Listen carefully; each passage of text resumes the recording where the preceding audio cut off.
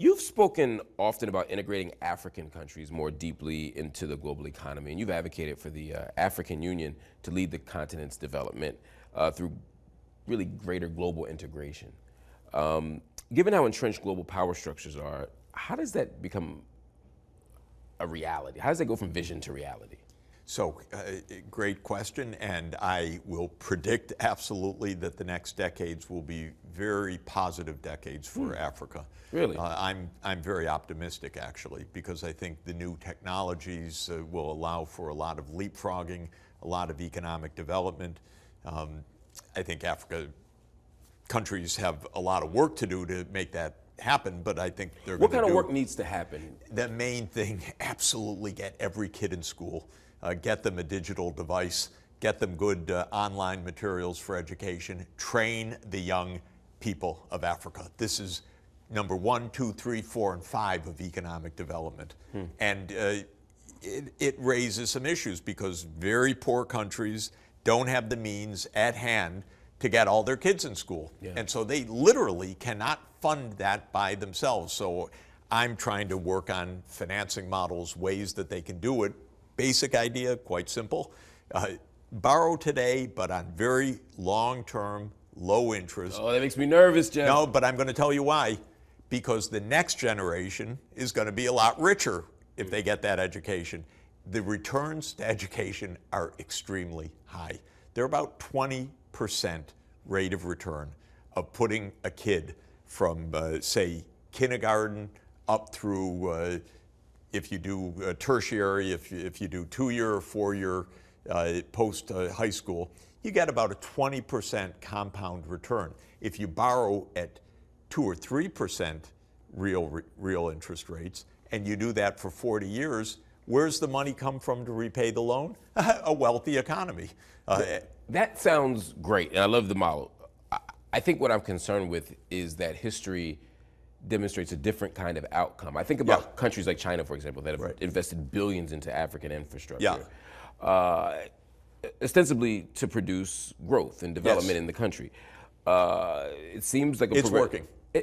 Yeah, but look at a place like Zambia. It's working, but I'll tell you what mistake they make, and I tell them all the time, by the way, which is that they gave Zambia an 8-year loan or a 10-year loan. I was going to say, they spend so much money on debt repayment that they have to cut social services, healthcare, all this stuff to pay the debt back. Completely correct. But that's kind of the history of Africa. Yeah, but the mistake is, and it's China's mistake also, it's not a malevolent mistake, it's not a trap, it is a mistake though. You cannot finance development on a 10-year loan. Development is a 40-year process. It's not a 10-year process. And we are so nasty to tell a poor country that maybe gets the kid from kindergarten to 9th grade. Now you pay back the loan. I'm sorry, the kid's still in 9th grade. Right. So you need 40-year debt.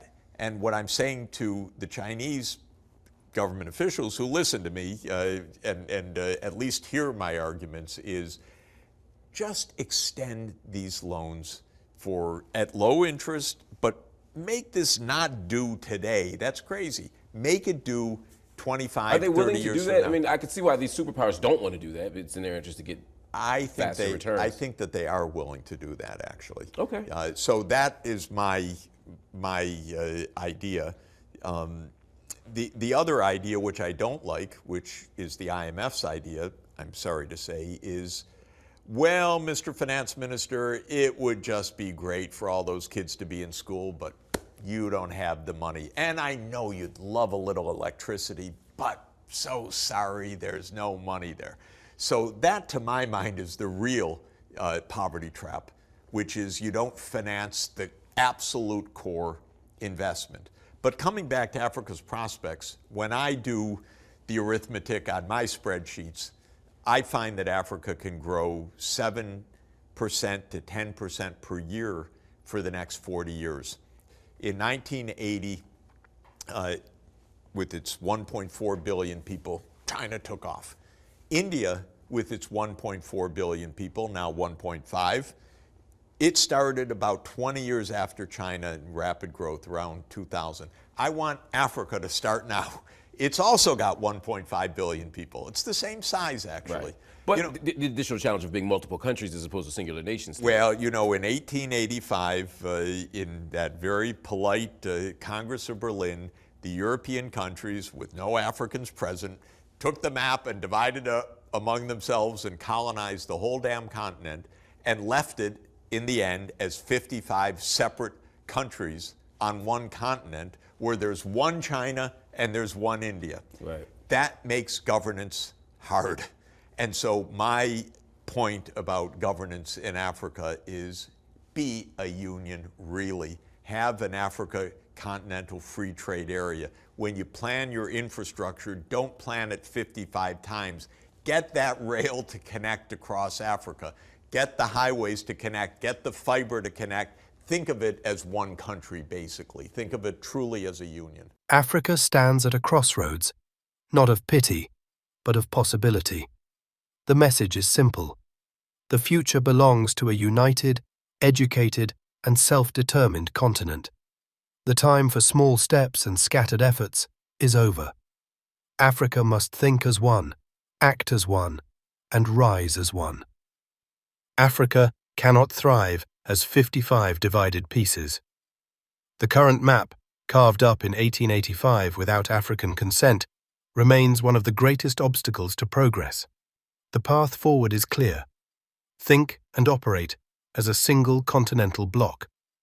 That means a unified education strategy, coordinated infrastructure that spans borders, railways, fiber optics, and highways that don't stop at colonial lines, a shared trade agenda that prioritizes African goods for African markets. The African Continental Free Trade Area is a start, but it must evolve into something deeper, a true union, where African states pool sovereignty to gain collective strength. This isn't just Pan-African rhetoric, it's a strategic necessity in a world dominated by blocs and superpowers. No single African state can face the global market alone. But together, Africa becomes unstoppable. The time of small ambitions is over. Africa has the population, the youth, the resources, and the spirit. What's needed now is unity, long-term vision, and smart investments in people, not just pipelines.